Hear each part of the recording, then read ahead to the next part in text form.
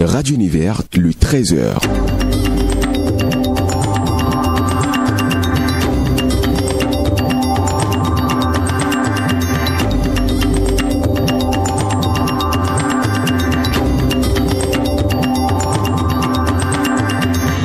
Samedi 15 juin 2024. Bonjour à toutes et à tous. Bienvenue au journal.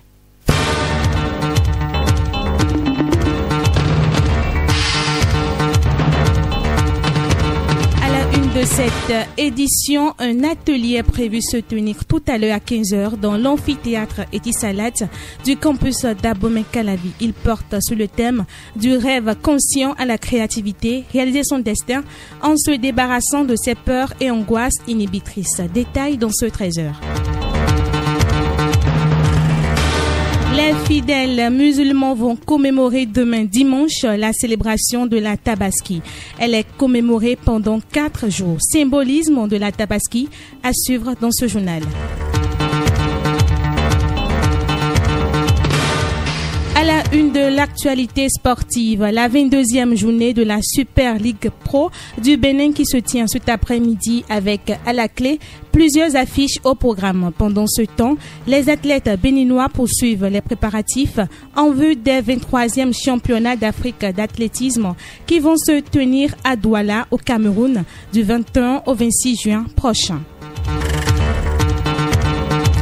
Voilà tout pour les titres. Le développement, c'est maintenant.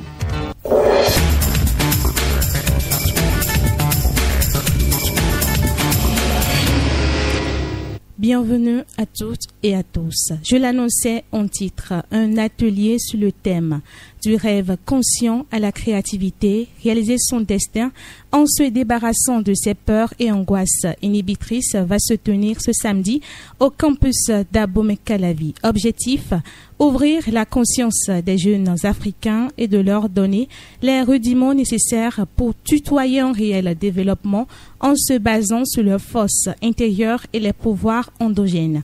Cet atelier est organisé par le laboratoire de biologie et de l'intégrale du développement laboïde. Il va se dérouler dans l'amphithéâtre Etisalat de l'université d'Abomey-Calavi à partir de 15h. La communication va être animée par Dr Raymond Kovi Assogba, enseignant-chercheur, directeur scientifique du laboïde.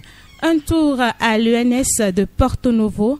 L'enseignement du commentaire de test impact sur le rendement scolaire des apprenants est le thème de soutenance de BAPES en philosophie à l'école normale supérieure ENS de Porto Novo. Le choix de ce thème découle du constat des problèmes des élèves dans la rédaction du commentaire composé. Gétro Zungossi impétrant.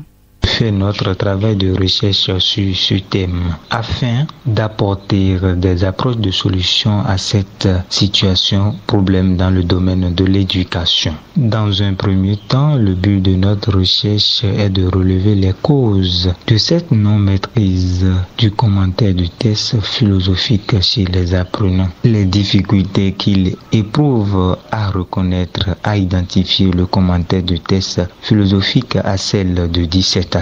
Dans un second temps, nous avons pris des connaissances des méthodes utilisées par des enseignants pour dispenser cet enseignement d'apprentissage, afin de permettre à ces dernières de découvrir d'autres méthodes et stratégies pédagogiques pour réussir l'enseignement du commentaire de test philosophique. Pour y parvenir, des enquêtes ont été conduites auprès des enseignants et des apprenants. C'est ce qui nous a permis d'analyser les données collectées et de faire des suggestions à l'endroit des enseignants, des apprenants, des parents d'élèves et des membres d'administration. Une note de 17 suivant avec la mention très bien ont sanctionné le travail de l'impétrant. La date du 19 juin est dédiée pour la célébration de la journée mondiale de lutte contre la drépanocytose. À l'orée de cette journée, le club Lions de la région, en partenariat avec le ministère de la Santé, a tenu une séance de sensibilisation et de dépistage de la drépanocytose hier à l'université d'Abomey-Calavi. Elle s'est déroulée dans l'amphithéâtre Roudegbe du campus d'Abomey-Calavi. Hermine Dedinou, médecin pédiatre au CNHU de Cotonou, sur les causes de cette maladie. Quelle la cause de cette maladie? C'est une mutation. On vous a dit que c'est une maladie génétique. C'est une mutation au niveau de l'ADN. Donc cette mutation fait qu'il y a changement de protéines. Vous voyez sur la première ligne, c'est un sujet qui est normal. Et on voit en même temps de l'autre côté son globule rouge, c'est arrondi. C'est la forme normale d'un globule rouge. Quand la mutation est liée, que ce soit la mutation S ou C, dans certaines conditions, ce globule rouge change de forme et prend la forme lunaire. C'est ça qui explique toutes les manifestations de cette maladie. La drépanocytose se manifeste par 3 grands traits, l'anémie, les douleurs articulaires et les infections. Amine Dedjinou. Et nous avons essentiellement 3 grandes manifestations cliniques. La première, c'est une anémie hémolytique chronique. C'est des sujets qui sont souvent anémiés. Ils n'ont pas un taux d'hémoglobine normal comme les autres. Ils sont souvent transfusés. Et ça s'explique aisément. Quand les globules rouges changent de forme, ça devient fragile, ça se casse. Et donc, ils ont un taux d'hémoglobine faible. Ils sont tout le temps anémiés, les yeux sont jaunes, les urines sont foncées. La deuxième grande manifestation, c'est les phénomènes vaso-occlusifs. Ça se manifeste essentiellement par la douleur. C'est une maladie qui fait très mal. C'est une douleur au niveau des os, une douleur au niveau des articulations. C'est une douleur qui est tellement intense qu'elle donne le nom à la maladie dans plusieurs langues. Et la troisième grande manifestation, c'est une susceptibilité aux infections. C'est des enfants qui sont souvent malades. Ils attrapent très rapidement les infections. Donc voilà les 3 grandes manifestations cliniques de cette maladie. La prévention de la drépanocytose passe par la réalisation de son électrophorèse de l'hémoglobine. L'éducation relative à l'environnement pour le développement durable, c'est le thème de la 2e édition de la Journée de l'environnement. L'initiative émane du Comité d'action environnementale pour un développement durable du Centre interfacultaire de formation et de la recherche en environnement pour le développement CIFRED de l'Université d'Abomey-Calavi. L'objectif de cet événement est d'apporter une contribution à la protection de l'environnement, bien sûr, à travers l'enseignement. Le communicateur principal de la séance a invité les acteurs de l'éducation à intégrer la sauvegarde de l'écologie dans le système éducatif. Pour lui, les enfants sont les piliers sur lesquels il faut agir. Docteur Akibou Akindele, ethno-climatologue. Il va falloir que chacun de nous on ait un regard bienveillant vers l'environnement qui est notre cadre de vie pour qu'ensemble on puisse vivre le meilleur. Et pour que cela soit le levier le plus important sur lequel on doit agir, ce sont nos enfants. Dans ma communication, j'ai montré que l'éducation relative à l'environnement et au développement durable, c'est une problématique qui, dès qu'on met le pied dedans, dès qu'on commence, n'est-ce pas, par vouloir comprendre, n'est-ce pas, on ne finit jamais d'apprendre. Et donc ça reste ici dans un cadre de processus d'amélioration continue. Et c'est comme ça qu'on doit travailler sur nos enfants pour pouvoir avoir ce résultat, pour pouvoir avoir un Bénin dans lequel il fait bon vivre. Bien avant les communications, il y a eu la mise en terre de 300 plants sur un site à Glodipé par les étudiants du CIFRED.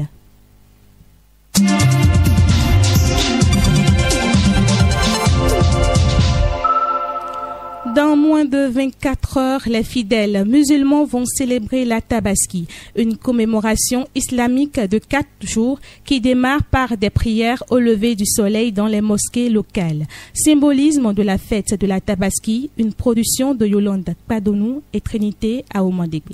La Tabaski, littéralement fête du mouton, encore appelée l'Aïd el-Kebi, est célébrée chaque année par les fidèles musulmans. Cette fête religieuse rappelle la soumission de Ibrahim à Allah lorsque celui-ci demandait de sacrifier son fils Ismaïl. Latifou Ekonlabi, imam de la mosquée centrale Nouruddin Agori de Calavi. C'est la tradition de notre père Ibrahim. Allah l'a mis en examen parce qu'il dit que lui il a la foi véritable en Dieu. Mais au au même moment, le seul enfant qu'il avait à l'époque, qui s'appelle Ismaïl, Dieu lui a dit en songe, dans son rêve, tu crois en moi, il faut m'aller égorger l'enfant Ismaïl. Et comme Allah a vu qu'il est prêt à égorger effectivement l'enfant Ismaïl, pour lui, Allah a remplacé cet enfant-là par un bélier cornu qui est venu du paradis. La Tabaski, Eid el-Kébir, c'est la tradition de notre père Ibrahim, qui s'est décidé à aller sacrifier son enfant pour Dieu. Mais Allah, ne voulant pas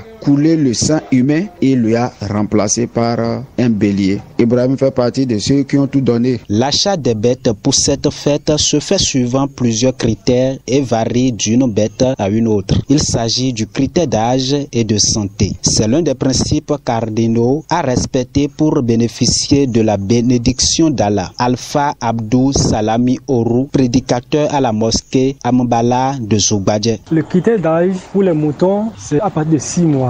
Donc 6 mois et plus. Pour les cabris, 1 an et plus. Pour ce qui est des bœufs, 2 ans et plus. Et pour les chameaux, 5 ans et plus. La bête que vous devez immoler ne doit pas être une bête chétif. De la même manière, lorsqu'il y a un mâle qui touche la bête et qui est remarquable, ce n'est pas recommandé. Les fidèles musulmans ont la possibilité de continuer par immoler des bêtes jusqu'à 3 jours après la fête de la Tabaski. Alpha Abdou Salami Oru. Cette fête, elle se déroule pendant 4 jours. C'est-à-dire le 10e jour qui sera le dimanche. Ça, c'est le premier jour de la fête où on va célébrer la prière en groupe. Les imams vont faire les sermons et ils vont immoler les bêtes et les fidèles vont continuer par immoler. Le lendemain, qui sera le 11e du mois, le 12e du mois et le 13e du mois. Donc, durant ces 3 jours après celle de la fête, tout musulman qui a eu l'opportunité, qui a des moyens, peut toutefois immoler sa bête. Le pèlerinage à la Mecque est lié au 5e pilier de la religion musulmane.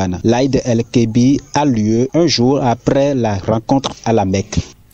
Les boissons alcoolisées en sachet sont interdites de vente au Bénin. Plusieurs vendeuses continuent cette commercialisation. Si certaines personnes sont prêtes à abandonner, d'autres ne le sont pas, constate Gilles Chayon.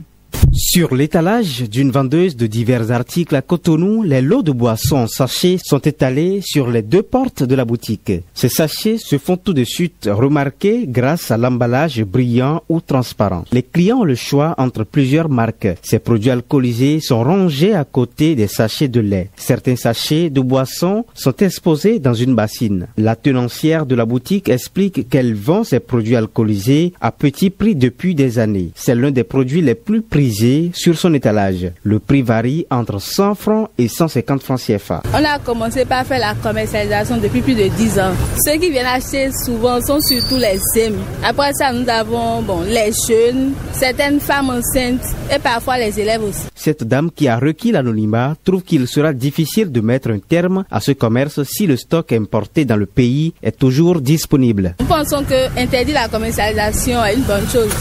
Mais tant que nous, on trouvera ça au marché, ou qu'il y aura les circuits pour faire entrer ça dans le pays, on va toujours commercialiser ça. Un tour au marché Renoussou, ces produits alcoolisés sont également exposés avec les sachets de lait. Nous nous rapprochons d'une des vendeuses qui promet se conformer à l'arrêté du ministère du Commerce, puisqu'elle n'a vraiment pas le choix. On ne peut que respecter ce que la loi dit. Qu'est-ce qu'on va en faire? On n'a pas d'autre choix que de les ranger. Certains clients confient au micro qu'ils consomment ces boissons alcoolisées pour l'apéritif, d'autres pour faire des travaux nécessitant le déploiement d'une grande énergie. Les informations académiques hors du Bénin avec Trinité à Omondegbe, une courte pause et on revient.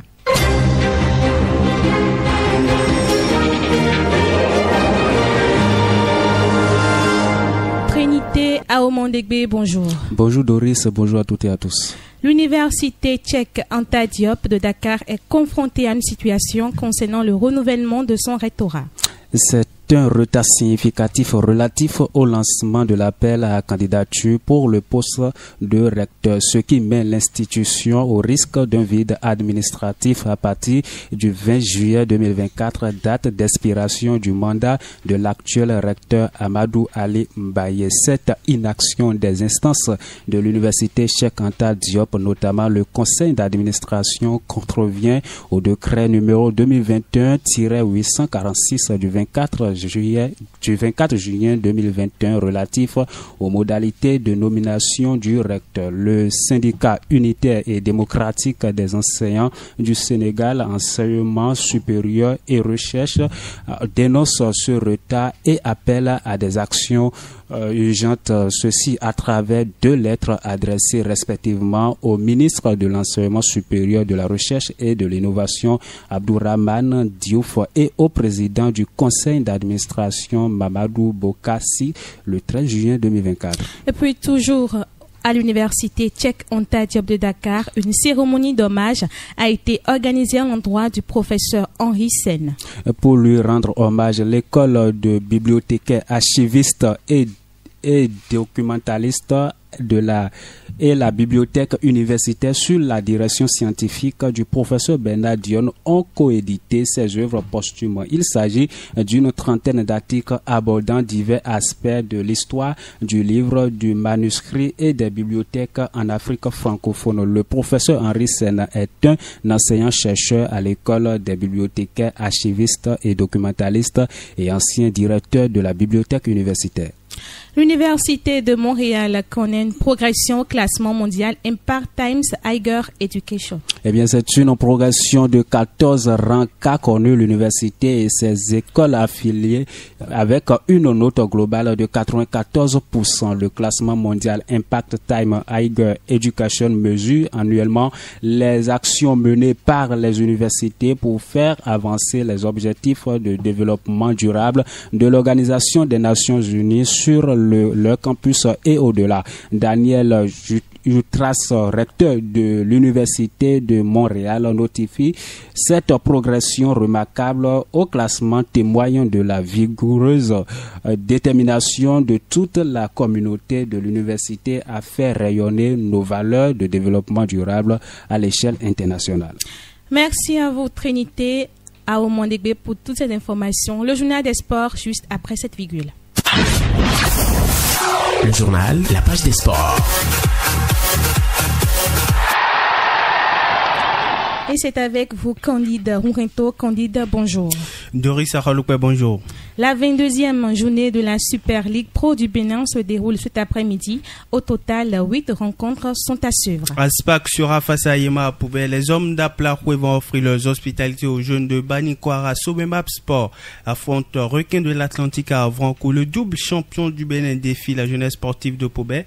Espoir affronte en déplacement à Niki. Les Cavaliers Takouné jouent Dynamo d'Abomey à Kondi. Le Topopo sera en déplacement en Dali pour croiser les crampons avec Damissa. Les Dragons de Lemay vont disputer les unités avec les Adiaka Lolo de l'Est Cotonou. Au total, 8 rencontres et toutes prévues démarrer à partir de 16h sur les différentes installations. Avant ces différentes affiches, on rappelle très rapidement le classement avant cette 22e journée. Coton FC reste leader avec 42 points plus 11. Dadia FC est deuxième avec 41 points plus 11. Loto Popo est troisième avec 39 points plus 12. Banigansé est quatrième avec 33 points plus 2. Dynamo d'Abomey est cinquième avec 31 points plus 3. Dragon vient en sixième position avec 30 points moins 2. Les Cavaliers de Niki se positionnent à la 7e place au classement avec 29 points plus 4. Soumema Sport vient à la 8e place avec 27 points moins 1. Damissa est 9e avec 26 points plus 3. Espoir FC vient en 10e position avec 26 points moins 1. Aspac vient à la 11e place avec 26 points moins 4. 12e position, on retrouve la jeunesse sportive de Pobé avec 24 points moins 7. AS Cotonou est 13e avec 22 points moins 4. AS Takouné vient à la 14e position avec 22 points moins 8. Ayema FC est avant-dernier au classement avec 19 points moins 7. Requin FC n'est pas encore prêt à laisser la dernière place au classement et donc garde toujours la lanterne rouge avec 15 points moins 12.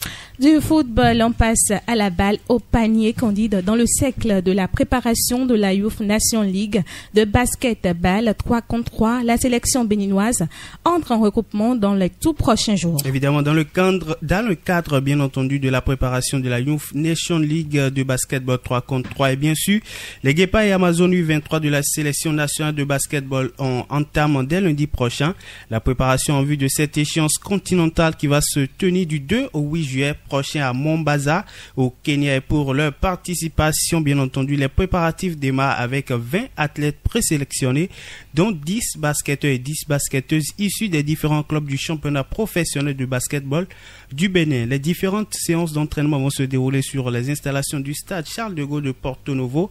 Elles seront sous la supervision de l'arbitre international Bello Yazid, du team manager Yunsha Akinosho et bien d'autres acteurs. La sélection nationale du basketball aura ainsi 3 à 2 semaines de préparation avant de rallier Kenya pour la compétition. En athlétisme, le Bénin se prépare également à prendre part à l'édition 2024 des championnats d'Afrique d'athlétisme au Cameroun dans les prochains jours. Et ça sera la 23e édition de ces championnats d'Afrique d'athlétisme et elles se tiendront à Douala au Cameroun du 21 au 26 juin 2024, notamment au stade de la réunification. Les athlètes béninois seront en compétition avec les athlètes des 53 autres pays du continent pour un total de plus de 800 athlètes attendus. Et pour leur participation effective à ces échéances continentales, les athlètes béninois sélectionnés ont débuté la préparation le mercredi dernier au stade général Mathieu Kérékou à Cotonou. Ceux-ci qui étaient il y a quelques jours au Ghana pour les championnats ouest africains d'athlétisme. En attendant de rallier Douala pour la compétition, la préparation et l'autre se poursuit jusqu'au 19 juin prochain, toujours sur les installations du stade général Mathieu Kérékou à Cotonou.